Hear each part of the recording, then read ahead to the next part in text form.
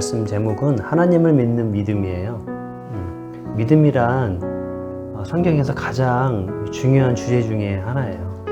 우리 믿음에 대해서 이 본문 말씀을 통해서 함께 나누려고 그래요. 우리가 처음 가는 전라도, 울산, 부산 이렇게 특별히 한 번도 가보지 않았던 곳을 갈 때 보통 이제 고속버스를 타고 가지 않습니까? 근데 고속버스를 타고 갈 때 물어봐요. 바깥에 이렇게 여기는 부산행, 여기는 울산행 써 있는데도 꼭 물어보고 표를 끊습니다. 왜 그럴까요? 처음 가기 때문에. 몇 번 가봤으면 괜찮은데 처음 가기 때문에 불안해서 표를 끊어요. 그럼 여기 분명히 부산에, 울산에 이렇게 써 있어요. 그제 금액하고 써 있어요. 그럼 그걸 가지고 이제 몇 번 트랙에서 가는지 24번, 36번 그 트랙을 가잖아요. 거기 부산행이라고 써 있습니다. 그리고 그래도 불안하면 어떡할까요? 버스에 또 써 있나 봐요. 그래도 또 불안하면 어떡할까요? 기사 하셨는지 아저씨 이거 부산행 가는 거 맞지요? 울산 가는 거 맞지요? 다 이렇게 물어보고 탑니다. 근데 이스라엘 백성이 모세와 아론을 통해서, 지도자를 통해서 하나님께서 우리를 보냈다. 근데 그들이 처음에 믿질 않잖아요. 그러니까 지팡이로 뱀을 되는 기적을 보여주고, 또 손을 놓다 빼서 문둥병이 생겼다가 났다, 나일강이 물을 떠다가 피가 되게 하고, 자, 하나님 보낸 거 맞지? 그래서 그들이 믿습니다. 근데 바로가 이들이 이제 나가려고 하는 걸 아니까 지푸라기 주지 않고 벽돌을 더 만들려고 하지 않습니까? 그런데 이제 불평이 올라오지 않습니까? 이게 하나님이 원하는 길이라고? 하나님이 원하시는 거라고? 왜요? 처음 가는 길이기 때문에 하나님은 이런 식으로 하지 않을 것 같은데? 처음에 믿었다가 바로가 핍박을 당하니까 이 핍박 때문에 그 가졌던 믿음이 이제 흔들리는 거예요. 그래서 모세와 아론한테 하나님의 이름으로 심판받을지어다 저주하는 말처럼 하지 않습니까? 나중에 다시 모세와 아론이 와가지고 설득해가지고 첫 번째 재앙, 10번째 재앙까지 해서 그들이 또 믿고 출애굽하지 않습니까? 홍해 앞에 와가지고 우리를 죽일 데가 없어서 또 여기를 죽이느냐. 홍해 앞에 서본 거는 그 인생의 처음이거든요. 그 많은 믿음의 경험을 했지만 또 처음 쓰는 거예요. 그러니까 어떻게 해요? 불평이 나오죠. 불안하기도 하고 이게 맞는 걸까? 그랬다가 또 하나님이 홍해를 탁 갈라주고 오지 않습니까? 그러니까 모세가 찬양한 노래가 나오고 바로 이어서 모세의 누나인 미리암, 여선지자, 그가 하나님을 찬양하며 막 이런 하나님 어디 있냐 막 이러면서 아마 그 백성들도 다 그 찬양하며 난리가 났을 거라고요. 그렇게 여호와를 찬양하고 이제 그러고 나서 그들이 모세의 인도함을 따라서 광야로 다 들어갑니다. 거기 어디냐면 수르 광야에 딱 들어섰어요. 수르 광야길에 딱 들어서 사흘길을 더 가는데 광야는 태양빛이지 않습니까? 근데 또 물이 없네요.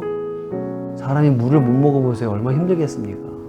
물이 없잖아요. 그러니까 불평이 이제 올라오기 시작하는 거예요. 한 번도 안 가본 길이잖아요. 마라라는 지역에 가서 물이 있는 걸 봤어요. 그러니까 불평이 이제 싹 가시겠죠.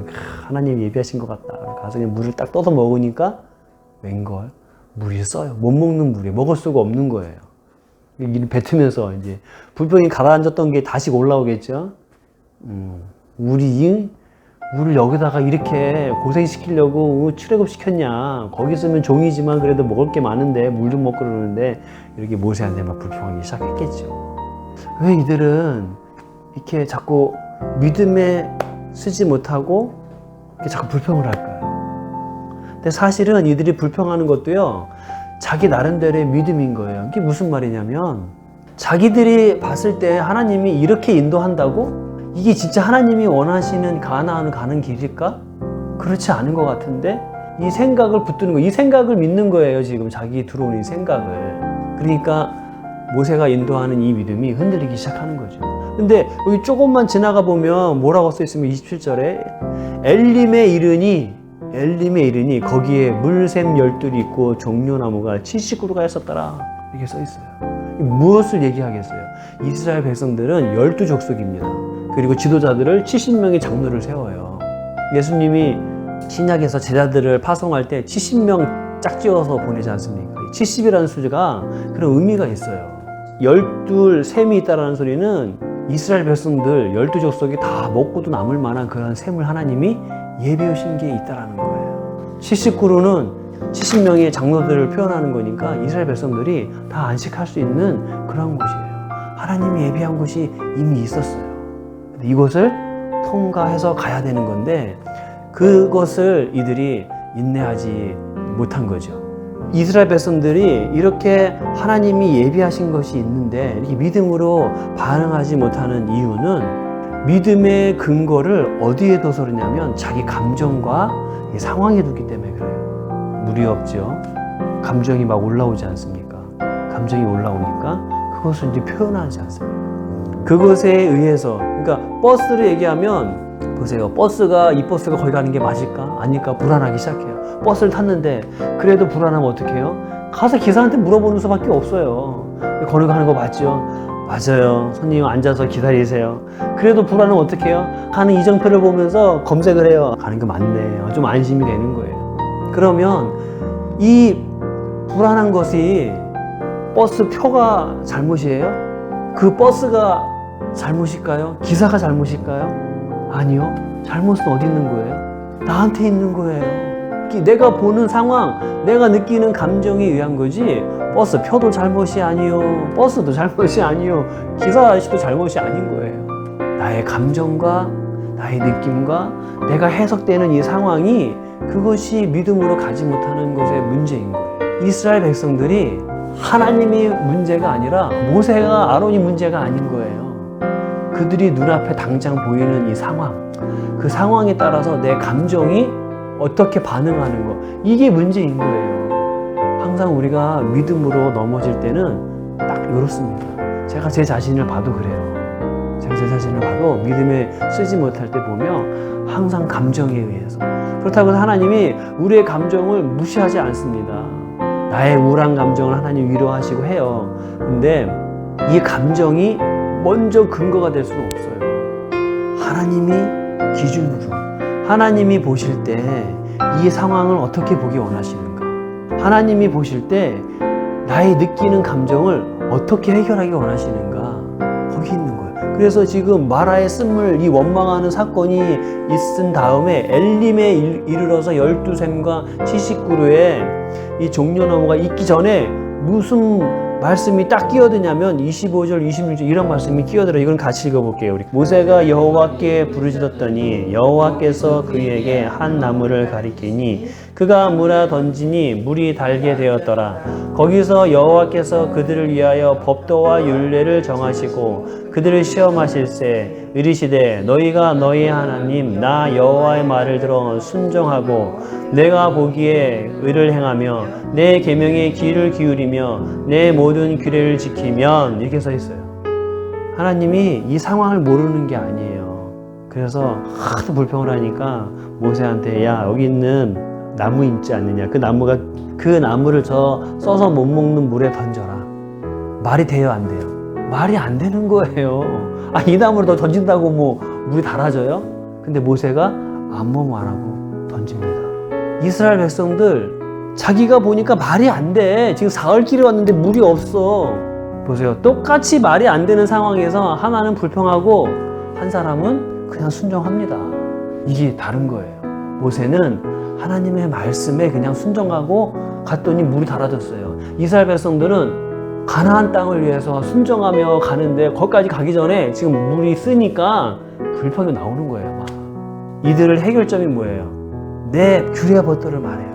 그러면서 26절에 아주 구체적으로 얘기합니다. 뭐라고 써 있습니까? 나 여호와의 말을 들어 순종하여 누구요? 하나님 나. 내가 보기에 의를 행하고. 이스라엘 백성들은 자기들이 보기에 물이 없게끔 이렇게 인도하는 거는 바른 게 아니라니까. 야 너희들 잘못 인도하는 거 아니야? 하나님한테 잘못 들은 거 아니야? 이스라엘 백성들의 생각과 하나님의 생각이 딱 구분해서 말해주는 거예요. 그 다음에 내 계명에 귀를 기울이며, 이스라엘 백성들은 자기들의 생각에 귀를 기울이고 옆 사람의 말에 귀를 기울여서 지금 막 이런 상황이 벌어지지 않습니까? 그 다음에 내 모든 규례를 지키면, 이스라엘 백성들은 자기들의 생각의 규례를 따라서 지금 막 그러고 있는 거예요. 그렇게 할 때 너희들을 치료하는 여호와임을 너희들이 볼 거야.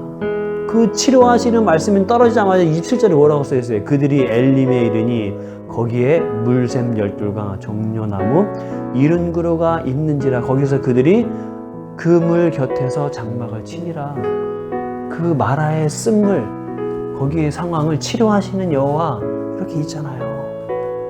그 사이에 하나님의 말씀, 너희의 생각과 너희의 판단과 너희의 감정이 아니라 하나님의 뜻, 하나님의 말씀에 따라서 그렇게 그래서 그 뒤로 이스라엘 백성들이 계속 시내 산에 이르러서 하나님의 구체적인 말씀을 주지 않습니까?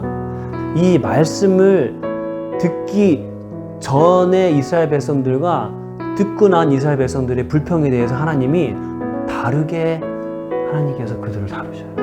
그런 면에서는 신앙생활에 들어온 사람, 하나님의 말씀을 안 사람을 하나님이 더 야단치셔요. 왜?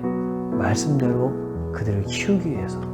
말씀이 주어지는 게 감사한 거예요. 그래서 믿음은 항상 내 기준과 내 상황이 아니라 하나님의 말씀과 하나님의 기준에 의해서 난 어떤 걸 선택할 것이냐, 이것에 대한 믿음의 근거가 갈라지는 거예요. 계속해서 우리가 말씀을 지금 필사하시다 보면 아브라함이, 이삭이, 야곱이 어떻게 반응하냐에 따라서 어떤 결과가 나왔는지를 잘 보세요. 보세요. 야곱이 이삭을 속일 때 엄마하고 짜고 하지 않습니까? 사실은 야곱의 계획이 아니라 리브가의 계획인 거예요. 엄마가 더 무서운 사람이에요. 거기 잘 보면.